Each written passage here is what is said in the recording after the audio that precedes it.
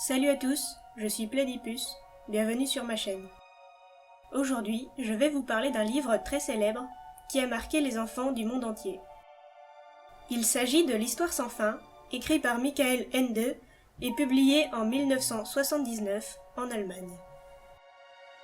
Le livre a connu un grand succès international, mais il reste moins dans les mémoires que le film réalisé par Wolfgang Petersen en 1984. Pourtant, il a tout d'une œuvre culte, des personnages marquants, une aventure fascinante et imaginative, et une grande profondeur. C'est pour ce dernier point que j'ai décidé de vous en parler dans les singularités, car il s'agit d'un roman pour enfants qui dépasse l'ordinaire et aborde des sujets plus complexes qu'il n'y paraît. Comme d'habitude, je vous recommande de lire le livre avant de regarder la vidéo, car il y aura des spoilers. L'Histoire sans fin raconte l'aventure vécue par Bastien Balthazar Bucks, un garçon rêveur et mal dans sa peau. Poursuivi par des brutes de son école, il se réfugie par hasard dans une vieille librairie, tenue par Monsieur Coriander, qui le rejette d'abord, car il déteste les enfants et pense qu'ils ne savent plus ce qu'est un livre. Bastien lui prouve le contraire, étant lui-même un lecteur avide. Alors, Coriander lui parle du livre qu'il a en main, très dangereux et spécial, L'Histoire sans fin. Emporté par une curiosité surnaturelle, Bastien vole le livre et s'enfuit à l'école. Craignant d'être recherché par la police, il se réfugie dans le grenier de son école et commence à lire ce mystérieux roman. Il suit donc l'aventure d'Atreyu, un jeune guerrier parti en quête pour sauver son monde, le pays fantastique. Ce monde est détruit petit à petit par une chose inexplicable, appelée le néant. La petite impératrice, qui gouverne le pays fantastique, envoie Atreyu pour trouver un remède à ce désastre, qui l'affaiblit elle aussi. Nous, lecteurs, suivons à la fois les aventures d'Atreyu et les réactions de Bastien, qui se rend compte au fur et à mesure de l'histoire qu'il est lié à ce monde fantastique. Michael Ende a écrit une histoire de fantasy à tiroir, avec un livre à l'intérieur d'un autre livre. Il s'est adressé à l'enfant, au rêveur, en chacun de nous. Il ne s'agit pas seulement d'un roman pour s'évader dans un monde imaginaire. Pour son héros, comme pour nous, c'est un plongeon dans l'imagination elle-même. C'est une quête d'identité inattendue, une réflexion sur le pouvoir, sur le réalisme et sur les préjugés. Nous verrons aujourd'hui ce que l'Histoire sans fin a de singulier et de fascinant à nous offrir. Michael Ende est un auteur allemand renommé. Il a écrit de nombreux romans, essais, poèmes et pièces de théâtre. Son premier succès est Jim Bouton, un roman d'aventure fantaisiste, publié en 2 volumes. Un autre de ses romans connus est Momo, également un récit de fantasy, qui suit une petite fille pour changer. Ende a connu des difficultés pour publier ses romans, car les histoires pour enfants n'étaient pas considérées comme de la véritable littérature. Ende a toujours déploré ce rejet du point de vue enfantin et de l'imaginaire. Pour lui, ces histoires s'adressent à tout le monde. Il parle de l'importance de l'imagination et la façon dont elle se perd dans la plupart de ses œuvres. Et c'est le point central de l'Histoire sans fin, évidemment. Michael Ende n'a pas eu une enfance facile, ce qui a sans doute contribué à son envie de créer des mondes imaginaires. Né en 1929, il était enfant quand la Seconde Guerre mondiale a éclaté. Mais avant ça, il a vécu la montée du nazisme en Allemagne. Son père, qui était un peintre surréaliste, a été banni par le parti nazi pour ses œuvres dégénérées. Ende a connu les bombardements de Munich et de Hambourg alors qu'il n'avait que 12 ans. En 1945, il a reçu l'appel des jeunesses hitlériennes pour combattre les armées alliées. Il a détruit sa convocation et a rejoint un groupe de résistants bavarois. Mais certains de ses camarades de classe ont été envoyés au combat et sont morts. Ces expériences de la guerre l'ont profondément marqué. Ende a ensuite côtoyé les milieux artistiques de Stuttgart, qui l'ont conforté dans sa décision de rentrer dans cet univers. Il a fait de tout, poésie, théâtre, écriture de cabaret, et des romans bien sûr. En 1964, il a épousé l'actrice Ingeborg Hoffmann. Elle est vite devenue sa confidente en matière d'écriture, la première personne à le conseiller et à le relire. Son influence sur les œuvres d'Ende est plus importante qu'il n'y paraît. Ende était passionné de culture japonaise, très tourné vers les mythes et les rituels. Pour lui, leur langage imagé démontre une autre vision du monde. L'influence de cet intérêt se retrouve dans certaines de ses œuvres, notamment une pièce de théâtre inspirée par les légendes japonaises qui n'a jamais été jouée. D'ailleurs, cet intérêt est réciproque. l'histoire sans fin est très populaire au Japon. Grâce à ses romans, Ende a été inscrit sur la liste Spiegel des best-sellers pendant 2 ans. Ce qui ne lui plaisait pas au début car il se disait qu'il avait dû faire une erreur pour en finir là. Pour lui, les best-sellers n'étaient pas des livres importants, dans le sens où ils n'étaient pas des œuvres intéressantes. Mais il a changé d'avis sur le sujet en voyant que des livres importants ont été sur la liste. Revenons-en au roman qui nous intéresse. Ende l'a écrit en 2 ans. Il n'avait prévu à l'origine qu'une centaine de pages, mais s'est laissé emporter dans sa propre fiction. Pourtant, il ne croyait pas que quelqu'un d'autre veuille la lire, car elle n'avait pas d'intérêt à être publiée. C'est une angoisse très commune aux écrivains et à d'autres artistes aussi. Penser que personne ne lira le livre et qu'il ne vaut absolument rien. Heureusement, sa femme et son éditeur ont insisté pour le publier. Et vous connaissez la suite. Dès sa sortie, l'histoire sans fin a connu un succès planétaire.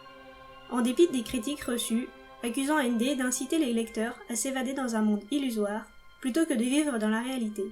Ce qui n'est pas vraiment ce que le roman propose, mais nous verrons ça plus tard. Le projet d'une adaptation cinématographique a vite été lancé, comme il se doit. L'ennui est que, d'après les mots d'Ende, les ambitions du film n'étaient pas les siennes. Il a accusé les producteurs de n'avoir rien compris à son roman et de n'en faire une adaptation que pour l'argent, une mentalité qu'il ne tolérait pas. Ende a bataillé contre la réalisation du film. Il a fait retirer son nom du générique, mais n'a pas pu faire empêcher la production du film. Ende a renié en bloc cette histoire sans fin, qui est pourtant celle que le public a retenue. Dans l'imaginaire collectif, les images du film de Wolfgang Petersen sont aujourd'hui prévalentes. Un film qui a marqué son jeune public et qui, au final, a gardé une part du message apporté par le roman. Le premier film n'adapte que la première partie du roman, c'est-à-dire les aventures d'Atreyu jusqu'au sauvetage du pays fantastique. Les pérégrinations de Bastien dans ce monde fantastique seront, elles, librement adaptées dans le deuxième film. L'Histoire sans fin 2, un nouveau chapitre, est réalisé par George Trumbull Miller et sorti en 1990. Les acteurs principaux sont quasiment tous remplacés. On ignore ce que Michael Ende a pensé de ce film, mais s'il a renié le premier pour son manque de fidélité, nul doute que celui-là et le troisième ne lui ont pas plu. Quant au troisième film, Le Retour à Fantasia, il a été réalisé par Peter MacDonald en 1994. Il s'agit d'une aventure inédite pour Bastien, dans laquelle Atreyu n'est pas présent, et dont le ton est beaucoup moins sérieux que ses prédécesseurs. Ce film est détesté par les fans du roman et des films précédents, et, vu le rapport qu'avait Ende aux histoires pour enfants et à l'argent, il n'aurait sûrement pas approuvé ce film. Lequel est d'ailleurs sorti, tandis que le romancier souffrait d'un cancer de l'estomac, qu'il a emporté l'année suivante. L'Histoire sans fin a influencé la culture populaire et a obtenu, au fil du temps, sa petite communauté et son statut d'œuvre culte. Les thèmes que ce roman aborde y sont pour beaucoup, rendant l'œuvre bien plus profonde que les critiques qui méprisaient les livres pour enfants l'ont estimé à sa sortie. L'Histoire sans fin ne serait pas une œuvre aussi marquante sans son histoire justement. Les aventures d'Atreyu et de Bastien, dans le pays fantastique, véhiculent à la fois émerveillement et réflexion. Nous verrons plus en détail les thèmes abordés par Ende. Le thème principal du livre est évidemment l'importance de l'imaginaire. Le pays fantastique est menacé de disparaître car les hommes oublient leurs rêves et leurs mythes. Ils sont de plus en plus ancrés dans la réalité. Lorsqu'un être fantastique est absorbé par le néant, la barrière entre le monde réel et le pays fantastique, il réapparaît dans notre monde sous la forme d'un mensonge. Il devient irréel, intangible. Une idée négative qui germe dans l'esprit humain et qui engendre la folie, la peur ou le désespoir. Il s'apparente à ce qu'on appelle des chimères, des légendes considérées absurdes, comme les fantômes par exemple. Le rôle de Bastien est donc de recréer le pays fantastique par la force de son imagination. Car il est non seulement un lecteur passionné, mais aussi un créateur d'histoires. Des histoires qu'il se raconte à lui-même et qui en font un marginal à l'école et à la maison. Alors qu'au pays fantastique, il est adulé pour ce pouvoir créatif que personne ne possède là-bas. Il est une sorte de dieu créateur, comme l'est finalement tout écrivain et tout lecteur. La mère de Bastien est décédée depuis quelque temps et son père, qui a beaucoup de mal à surmonter son deuil et à s'occuper de son fils, veut que Bastien grandisse plus vite. Il lui demande de cesser de rêvasser et de devenir un garçon responsable. Bastien, de son côté, croit que son père ne l'aime plus, qu'il s'éloigne de lui volontairement. C'est seulement à la toute fin, quand il aura traversé des épreuves et se sera remis en question, que Bastien prend le recul nécessaire pour comprendre son père. Inversement, son père le comprend mieux, lui aussi, et accepte son univers. La lecture est décrite comme la plongée dans un autre monde, l'identification au protagoniste, que l'on suit comme si on était vraiment à ses côtés. C'est littéralement ce que fait l'histoire sans fin avec Bastien. Elle pousse même l'image plus loin. Et si nous, lecteurs de ce roman, étions aussi les personnages d'un livre que quelqu'un d'autre lit en ce moment même? C'est un secret pour personne, il y a un parallèle entre Bastien et Atreyu. Ce miroir entre les deux personnages est rendu plus clair encore dans le premier film. On suggère par exemple que Bastien s'est inspiré des Indiens d'Amérique pour visualiser Atreyu. Le fait que Bastien s'inspire inconsciemment des éléments extérieurs pour inventer l'histoire qu'il lit est explicite dans ce film. Ce n'est pas le cas dans le roman. En revanche, le fait que Bastien soit le véritable être intérieur d'Atreyu, quand il le voit dans la porte du miroir magique, est vrai. Atreyu est un guerrier renommé, un chasseur compétent et un garçon intelligent, juste et sage. Il est ce que Bastien aspire à être, le genre de héros que l'on suit avec engouement. Lorsque Bastien a la possibilité de devenir ce qu'il veut, il se transforme en un guerrier qui rivaliserait avec Atreyu. Pour commencer, il ne faut pas oublier que les deux garçons sont des enfants, ce qui surprend dans le cas d'Atreyu quand on doit lui confier la quête de sauver l'impératrice. Atreyu a un âge équivalent à celui de Bastien, ce qui n'a pas été choisi par hasard. Tous les deux ont reçu l'Aurine, le symbole de la petite impératrice, qui les guide et leur donne ses pouvoirs. Ils la représentent comme si elle était là en personne et doivent voir le monde avec la plus grande partialité, sans intervenir. Mais la façon dont ils utilisent le médaillon diffère, tout comme les chemins qu'ils prennent. Atreyu utilise l'Aurine avec discernement, le voyant avant tout comme un guide.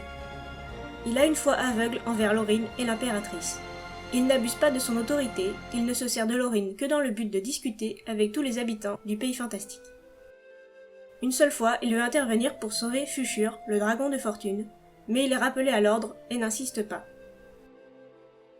Bastien utilise l'Aurine pour recréer le monde comme il le souhaite, mais surtout pour obtenir ce qu'il veut. Il finit par en vouloir à la petite impératrice de ne plus se présenter à lui, au lieu d'apprécier sa chance de l'avoir rencontrée une fois. Bastien utilise l'Aurine pour intervenir dans la vie des êtres fantastiques, même si c'est en bien, et il finit par voir que cela n'apporte pas que des bonnes choses. Bref, les deux personnages sont des miroirs inversés. Mais l'amitié d'Atreyu finit par sauver Bastien alors qu'il est sur le point de rentrer dans son monde. Atreyu prend le rôle de son ami, le rôle de conteur, pour lui permettre de repartir. Il finit toutes les histoires commencées par Bastien, ce qui termine le parallèle entre les deux garçons. La deuxième partie du roman se concentre sur les aventures de Bastien au pays fantastique qu'il vient de faire renaître. Il en est le héros, le sauveur, et il possède des pouvoirs illimités grâce à l'Aurine. Ses désirs et vœux deviennent réalité, mais on s'aperçoit vite qu'en échange, il perd des souvenirs. Bastien n'en a pas conscience et profite de ce nouveau pouvoir avec insouciance. Il ne faut pas oublier que Bastien est un garçon rêveur, timide et craintif. Ses camarades se moquent de lui pour sa faiblesse et son surpoids. Quand on lui offre la possibilité de changer son apparence, car il ne la trouve pas digne d'un sauveur, il saute sur l'occasion. C'est son premier vœu, devenir beau et puissant. Mais en échange de ce vœu, il oublie qu'il a un jour été différent. Il provoque des occasions de prouver sa valeur, que ce soit lors d'un tournoi ou en inventant le passé d'un peuple entier.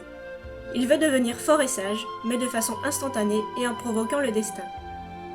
Il vainc sans effort le guerrier le plus acharné et travailleur du pays fantastique.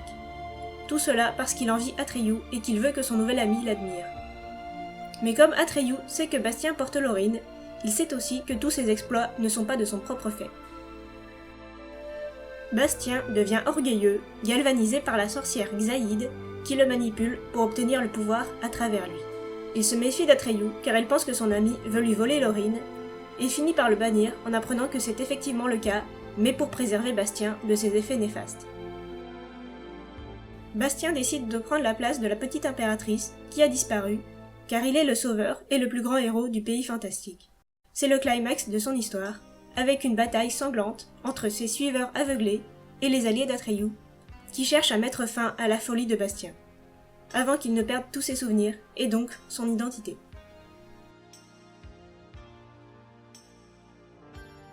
En faisant des vœux, même inconsciemment, Bastien est condamné à perdre la mémoire. L'ennui est que s'empêcher de vouloir ou de désirer quelque chose est impossible. Tant qu'il possède Laurine, il est condamné à perdre ses souvenirs, à moins de trouver son vœu véritable, lequel n'est accessible qu'en continuant de faire d'autres vœux, de se perdre et de se chercher soi-même. Bastien finit par croire que son vœu véritable est de devenir l'empereur du pays fantastique. Il découvre non seulement qu'il lui est impossible de prendre la tour d'ivoire de force, mais qu'il n'est pas le premier humain ni le dernier à faire ce vœu. En effet, d'autres humains, qui ont aussi sauvé le pays fantastique avant lui, ont suivi le même chemin. Bastien pénètre dans la cité des anciens empereurs, où il apprend ce qui l'attend s'il continue sur cette voie, perdre toute sa mémoire, toute son identité, et se mettre à errer comme un fou. Il sait qu'il ne lui reste que très peu de désirs avant de perdre tous ses souvenirs. Il part donc en quête de la sortie du pays fantastique et de son vœu véritable. Mais comme il ne lui reste presque plus de mémoire, et donc d'identité, il a beaucoup de mal à trouver de nouveaux désirs. En effet, les désirs sont engendrés par notre vécu et nos pensées, la preuve de notre individualité. Bastien en arrive à ne plus connaître que son nom. Il n'est plus personne, il erre comme un fantôme. Ce qui lui permettra de trouver son vœu véritable est d'abord le désir d'avoir de la compagnie, d'appartenir à une communauté. Ce qu'il trouvera grâce à Laurine, c'est un peuple si uni, si collectif, qu'il ne fait qu'un et il ne possède aucune individualité. Bastien entre en harmonie avec eux, mais se met à languir de l'amour de quelqu'un, dirigé envers lui. Contrairement à cette harmonie collective, qui, bien que très paisible, ne lui convient pas en tant qu'individu. Il rencontre alors une femme plante, très douce et généreuse, qui n'a vécu que pour trouver un enfant à aimer et chérir. Il reste quelque temps avec elle et retrouve confiance en lui, mais il ressent un nouveau besoin, celui d'aimer à son tour. C'est là son vœu véritable, qui lui permettra de retrouver la mémoire et de rentrer chez lui. Le fait que l'amour de l'autre, sans égoïsme, soit la clé pour retrouver son identité n'est pas anodin. ND fait passer un autre message à travers son roman. C'est en aimant quelqu'un qu'on existe en tant que personne. Le message n'est pas « l'amour est plus fort que tout », comme le font beaucoup d'histoires, je le trouve beaucoup plus subtil que ça. Ici, l'amour crée l'identité et pas la force. Voilà, c'était mon interprétation de l'Histoire sans fin, un livre iconique et intemporel. Je l'ai découvert tardivement car je n'ai pas grandi avec lui, ni avec le film. Mais il m'a marqué par la qualité de son écriture et la grandeur de son intrigue. Nul doute que Michael Ende avait beaucoup de choses à raconter. J'espère que cette vidéo vous a plu. En attendant la suivante, je vous souhaite un bel été. C'était Plaidipus, merci d'avoir regardé, à la prochaine!